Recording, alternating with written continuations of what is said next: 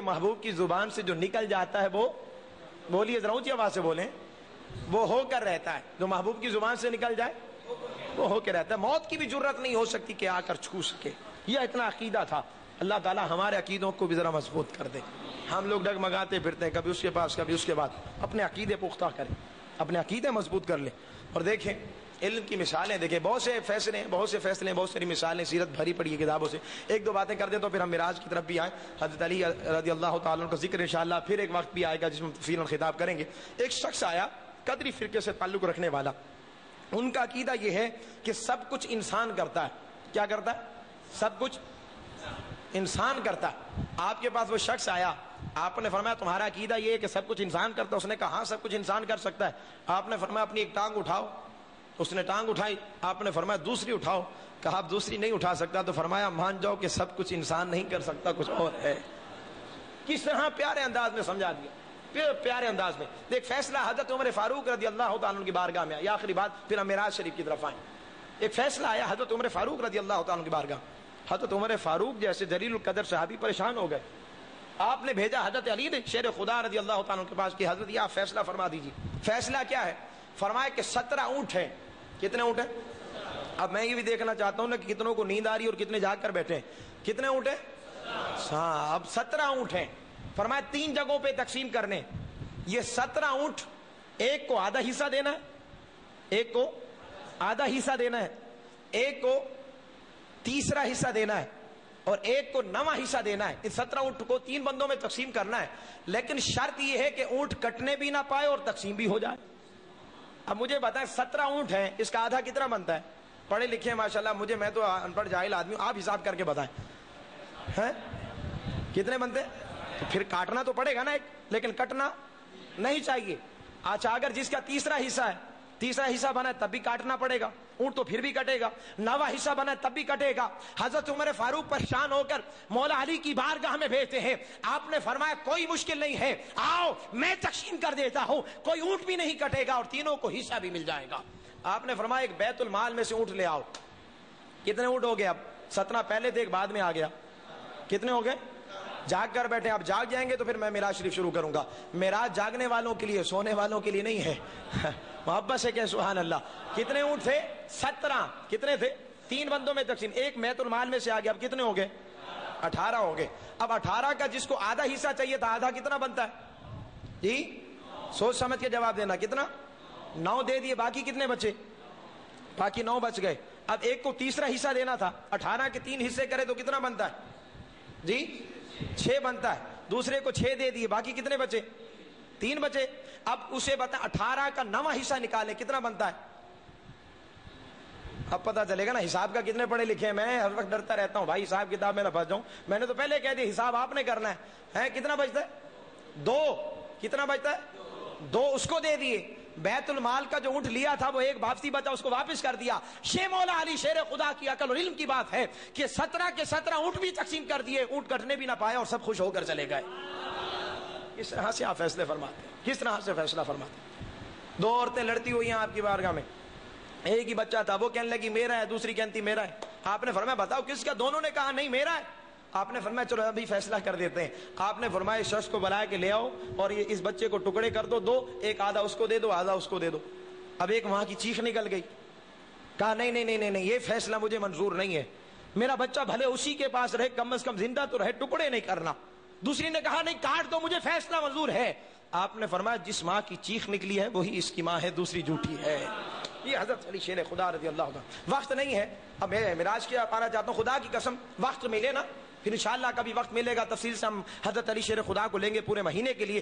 دل چاہتا ہے کہ کبھی ان کے علم نحو پہ بات کرے، کبھی ان کے علم صرف پہ بات کریں، کبھی ان کے علم مجادلہ پہ بات کریں، کبھی ان کی عصمت پہ بات کریں، کبھی ان کی رفعت پہ بات کریں، کبھی ان کی طہارت پہ بات کریں، کبھی ان کی شجاعت پہ بات کریں، کبھی ان کی بہادری پہ بات کریں، کبھی ان کی جواں مردی پہ بات کریں، کبھی ان کے حوصلے کی بات کریں، کبھی ان کے خاندان کی بات کریں، کبھی ان کے اولاد کی بات کریں، کبھی ان کی سیرت پہ بات کروں، کبھی ان کے کردار پہ بات کروں، کبھی ان کے حسن پہ بات کروں، کبھی ان کے جمال پہ بات کروں، کبھی ان کے ظاہر پہ بات کروں، کبھی ان کے باطن پہ بات کروں، کبھی ان کے سینے کی بات کروں، کبھی ان کے مدینے کی بات کروں. کروں, کبھی ان کے بچپن کی بات کروں, کبھی ان کے لڑکپن کی بات کروں, کبھی ان کے جوانی کی بات کروں, کبھی ان کے بڑھاپے کی بات کروں, کبھی ان کا مصطفیٰ سے تعلق بتاؤں, کبھی تمہیں ان کا خدا سے تعلق بتاؤں کہ کتنے قریب ہے.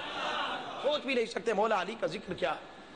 حضرت علی رضی اللہ تعالیٰ عنہ یہ وہ مرد ہے کلندر ہے. علی کا ذکر, علی مرد مقبول ہے, علی مرد مقبول ہے, علی نفس رسول ہے, علی زوج بطول ہے, علی خلیفۃ المسلمین ہے, علی مصطفیٰ کی جان ہے, علی معرفت کا آسمان ہے. ارے ہر ولی علی کا غلام ہے, علی کے ہاتھ میں ولایت کا نظام ہے. ارے لوگوں علی سے محبت کرو اس لیے کہ جنت علی کی ہے, علی کے دشمن پہ جنت حرام ہے. علی سے محبت کرو اس لیے کہ جنت علی کی ہے, جنت علی کی ہے. جسے چاہیں گے ٹکٹ دے دیں گے وہی جنت میں جائے گا. حضرت سیدنا صدیق اکبر رضی اللہ تعالیٰ فرمایا علی محبوب نے تمہیں نواز دیا ہے, جسے آپ ٹکٹ دیں گے, جسے آپ ٹکٹ ادا کریں گے وہی جنت میں جائے گا. حضرت علی رضی اللہ تعالیٰ فرماتے ہیں مسکراتے ہوئے, بھائی جان یہ بھی تو سنا ہے نا محبوب کی زبان سے کہ میرے محبوب نے فرمایا علی ٹکٹ اسے دینا جس کے دل میں سیدنا صدیق اکبر کی محبت ہو. الحمدللہ یہ ہمارا عقیدہ ہے, ہم حضرت علی کو بھی ماننے والے ہیں. اللہ تعالیٰ ہمیں سمجھ عطا فرمائے کہ علی کے ماننے والے علی کی سیرت پر بھی چلنے کی توفیق عطا فرمائے. ان کا تو نام ہی بلند ہے, علی کا معنی ہی بلند ہے. جو ذکر کرتے ہیں ان کی قسمتیں بلند ہو جاتی ہے, جو ان کا نام سن کر سبحان اللہ پکارتے ہیں اللہ ان کی قسمتوں کو بھی بلند کر دیتا ہے. اب آئیے چند لمحے معراج شریف کی طرف.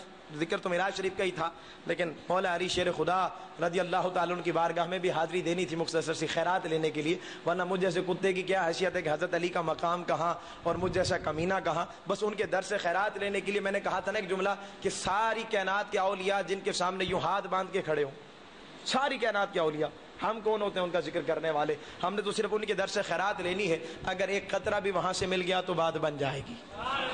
اب آئیے معراج شریف کی طرف. معراج آقا علیہ الصلوۃ والسلام کا ایک عظیم الشان معجزہ ہے. تفصیل سے انشاءاللہ ابھی اگلا جمعہ بھی ہے, 2-3 جمعے جو ہیں وہ ہم معراج شریف پر ہی گفتگو کریں گے. آج حضرت علی اور کل الحمدللہ 11ویں شریف بھی ہے, اس میں بھی انشاءاللہ اسی حوالے سے ہم گفتگو کریں گے خصوصی طور پر. معراج آقا علیہ الصلوۃ والسلام کے معجزات میں سے ایک عظیم بولیے معجزہ ہے. بہت سارے انبیاء کرام کو معجزے عطا کیے گئے لیکن آقا علیہ الصلوۃ والسلام معراج سے بھی نوازا کیا. قرآن کریم کے مطالعے سے بات واضح ہوتی ہے, کئی انبیاء کرام کو رب کائنات نے معراج سے بھی نوازا. اب حضرت ادریس علیہ السلام کی معراج دیکھیں, حضرت موسیٰ علیہ السلام کو معراج کرائی گئی, حضرت ابراہیم علیہ السلام کو معراج کرائی گئی. آج ان کا بھی تھوڑا سا ذکر کر دیتے ہیں. میں یہ بتانا چاہتا ہوں کہ ان کی معراج ہوئی اس میں کیا فرق ہے, میرے محبوب کی معراج میں کیا فرق ہے. لیکن اس طرح ٹھنڈے جلدی ختم کرنی پڑے گی. اگر تھوڑا جا کر بیٹھیں گے تو میں تھوڑی 2 دن بتا دوں گا. نیند آ رہی ہے آپ کو؟ پھر محبت سے کہ سبحان اللہ معراج کا ذکر سننے کی. معراج شریف تبھی بیان ہو جائے گی جس طرح, اگر آپ اس طرح بیٹھیں گے تو پھر معراج شریف بیان نہیں ہونی. پھر میں نے بھی بس وہی 2-4 باتیں کرنی اور میں کہوں گا ٹھیک ہے جمعے کا ٹائم ہو گیا. معراج سننی ہے صحیح معنوں میں تو پھر معراج جاگ کر بیٹھیں. سونے والے سوتے رہے, انہوں نے صبح اٹھ کے اعتراض کرنا شروع کر دیے. تو جاگنے والے تھے, انہیں خبر تھی کہ محبوب معراج کی رات میں معراج پہ گئے. ہمیں اعتراض نہیں کرنا, اس لیے کہتا ہوں جاگ کر بیٹھے کہ یہاں سے نکلیں اور بعد میں کہیں جی مولوی صاحب تو یہ باتیں کر رہے تھے اور ہم نے سنا تھا, اس لیے کہتا ہوں جاگ کر بیٹھے تو آپ کو اندازہ ہو جائے گا. بہت ساروں کو معراج ہوئی. اب دیکھیں میں یہاں تھوڑا سا فرق دے دیتا ہوں. حضرت ادریس علیہ السلام کو بھی معراج ہوئی. قرآن یہ کہتا ہے وَرَفَعْنَاهُ مَكَانًا عَلِيًّا, ہم نے ادریس علیہ السلام کو اونچے مقام پر اٹھایا. اب حضرت ادریس علیہ السلام نے خواہش ظاہر کی تھی, مولا خواہش ہے کہ میں آسمان کی سیر کرنا چاہتا ہوں. رب کائنات نے قبول فرما لی. فرشتوں کو حکم دیا جاؤ آسمان کی سیر کراؤ. بڑا توجہ طلب نکتہ ہے, آپ کی توجہ میری طرف رہے. جاؤ آسمان کی سیر کراؤ. آسمان کی سیر کرنے کے بعد حضرت ادریس علیہ السلام پھر دل میں تڑپ آئی کہ میں جنت و دوزخ بھی دیکھنا چاہتا ہوں. رب کائنات نے فرشتوں کو حکم دیا حضرت ادریس علیہ السلام کو جنت دوزخ کی بھی سیر کراؤ.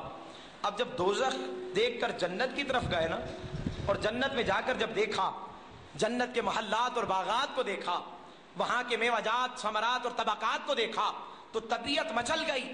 واپسی آنے کا ارادہ ملتوی کر دیا کہ اب میں واپس نہیں جانا چاہتا, مولا میں یہی رہنا چاہتا ہوں. فرشتوں نے واپسی کے لیے کہا, آپ نے فرمایا رب نے اعلان کر دیا ہے وَمَا هُم مِّنْهَا بِمُخْرَجِينَ, جو جنت میں ایک مرتبہ آ جائے گا کبھی نکالا نہیں جائے گا. فرشتے رب کی بارگاہ میں عرض کرتے مولا تیرا نبی تو سیر کرنے آیا تھا, یہاں ارادہ بدل گیا ہے, تیرا کیا حکم ہے؟ میرے رب نے فرمایا ادریس اگر چاہتے ہیں تم انہیں جنت میں رہنے دو, اور آپ کو خبر ہو ابھی تک بھی حضرت ادریس علیہ السلام جنت کے اندر ہے. ارے یہ ادریس علیہ السلام کی معراج ہے اور ایک طرف میرے محبوب کی معراج ہے. ہر لفظ پہ اب سبحان اللہ کہوں گے، ہر لفظ پہ کہ میرے محبوب نے زمین و آسمان کو دیکھا، عرش و کرسی کو دیکھا، لوح و قلم کو دیکھا، جمال فطرت کو دیکھا، جلال قدرت کو دیکھا، اللہ کی ذات کو دیکھا۔ ارے سب کچھ دیکھنے کے بعد عالم بالا کی رفعتوں میں جا کر بھی ابھی بھی امت کی یاد ستا رہی ہے، مولا میں واپس جانا چاہتا ہوں، مولا میں واپس جانا چاہتا ہوں، مولا میں واپس جانا چاہتا ہوں۔ ارے خدائے ذوالجلال کی عزت کی قسم،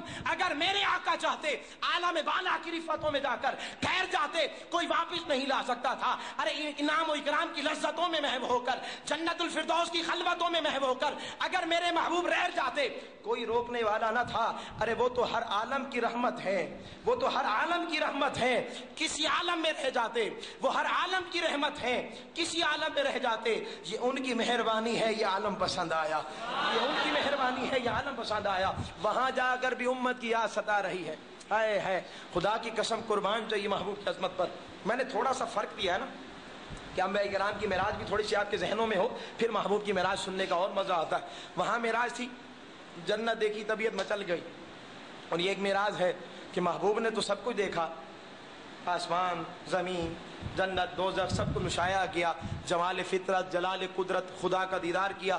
میرے محبوب فرماتے ہیں رأیت ربی فی احسن صورہ، میں نے اپنے رب کو حسین صورت میں دیکھا، حسین صورت میں دیکھا۔ یہ میرے محبوب، یہ صرف ایک اعلان ہے۔ جتنے انبیاء آئے کسی نے یہ چیلنج نہیں کیا کہ ہم نے رب کو دیکھا، کسی نے دعویٰ نہیں کیا کہ ہم نے رب کو دیکھا، یہ واحد میرے محبوب ہے۔ اور ہم خوش قسمت ہیں امتی کہ میرے محبوب نے فرمایا میں نے اپنے رب کو دیکھ کر بتا رہا ہوں کہ وہ ایک ہے، وہ ایک ہے، میں نے اپنی آنکھوں سے دیکھا۔ رأیت ربی فی احسن صورہ، یہ بھی ایک معراج ہے، یہ بھی ایک معراج۔ اور آئیے حضرت موسیٰ علیہ السلام کی بھی معراج دیکھیں۔ حضرت موسیٰ علیہ السلام کی معراج کیا ہے؟ حضرت موسیٰ علیہ السلام کوہ طور کے مقام پر گئے رب سے ملاقات کے لیے۔ جب رب سے ملاقات کی، کلام کیا، کلام کی لذت نے طالب دیدار بنا دیا۔ عرض کی مولا میں تجھے دیکھنا چاہتا ہوں، رب ارنی انظر الیک، مولا میں تجھے دیکھنا چاہتا ہوں۔ پردہ ہٹا دے، نقاب ہٹا دے، مولا میں تجھے دیکھنا چاہتا ہوں۔